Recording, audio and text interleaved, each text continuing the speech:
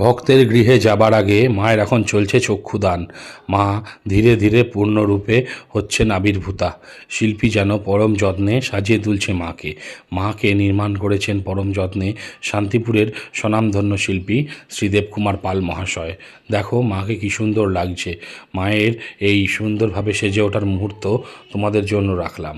মাকে সত্যিই যেন বড় ভালো লাগে যখন মাকে আস্তে আস্তে ধীরে ধীরে সাজিয়ে তোলা হয়। এই মুহূর্ত আমার কাছে সত্যি খুব দামি, তাই কখনো কোথাও এরকম খবর পেলে আমি সেটা হাতছাড়া করি না। অবশ্যই সেখানে উপস্থিত থাকার চেষ্টা করি।